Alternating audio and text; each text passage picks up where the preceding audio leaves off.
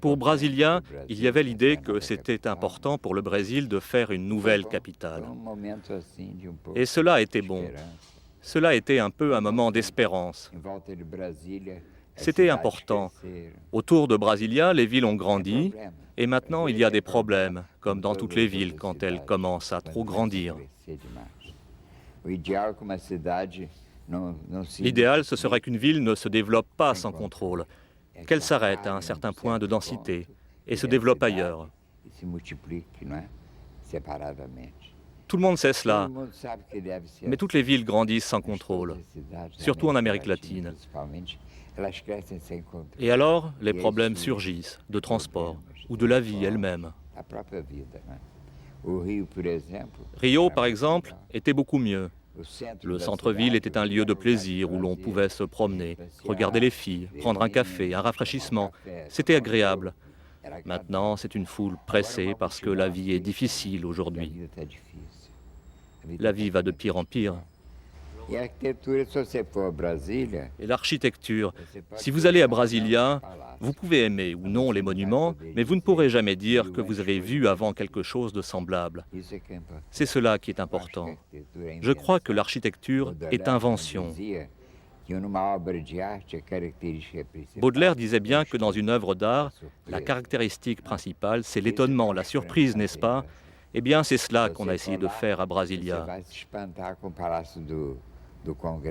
Le Corbusier, quand il a monté les marches du Palais des Congrès à Brasilia, il a dit « Ici, il y a de l'invention ». Et c'est ça l'architecture que nous essayons de faire.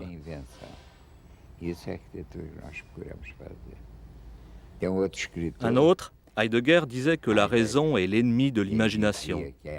Ça exprime ce que nous pensons de l'architecture. Il faut qu'il y ait un moment d'étonnement pour les gens qui arrivent. Je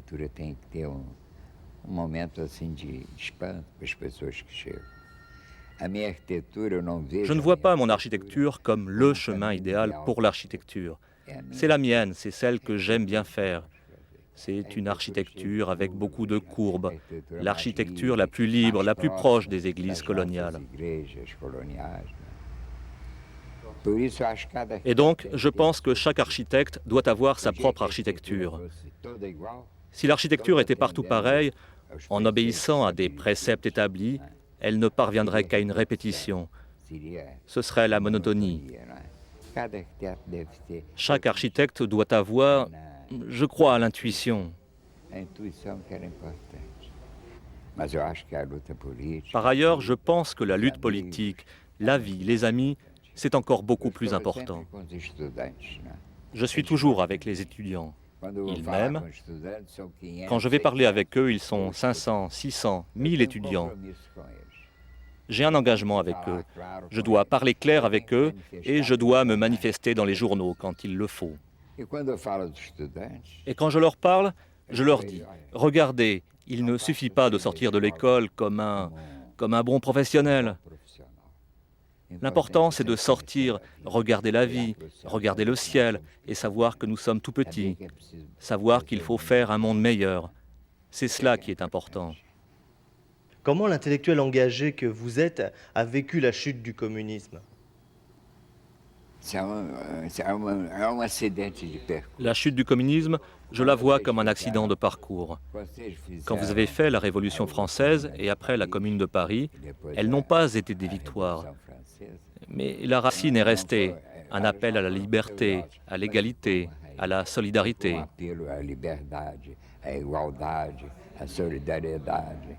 Au Brésil, le Parti communiste n'était pas d'accord avec la lutte armée après la Révolution.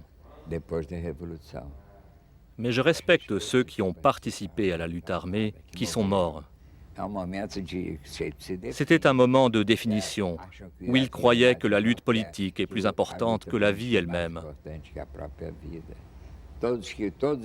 Dans tous ces mouvements qui se sont déroulés dans le monde entier, il y a eu du sang, il y a eu des choses, mais ce n'est pas perdu.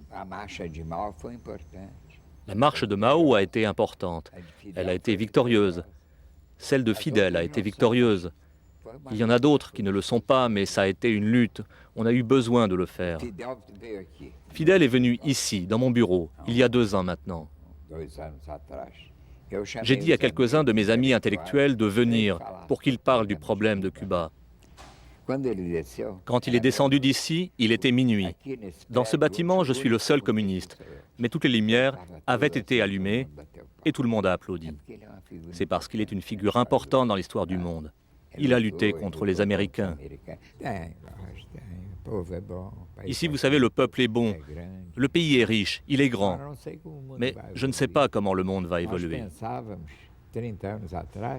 Nous pensions, il y a 30 ans, on ne parlait pas de patriotisme. On pensait à un monde sans frontières, où tout le monde se donnait la main. Aujourd'hui, c'est fini. Il faut recommencer à parler patriotisme. Ils sont en train de menacer notre pays. Il faut de nouveau parler frontières. Il faut se bagarrer, lutter. Le monde est injuste. C'est le monde de l'argent, les grands. Aujourd'hui, ce qui commande, c'est quoi? C'est le capital, c'est l'argent.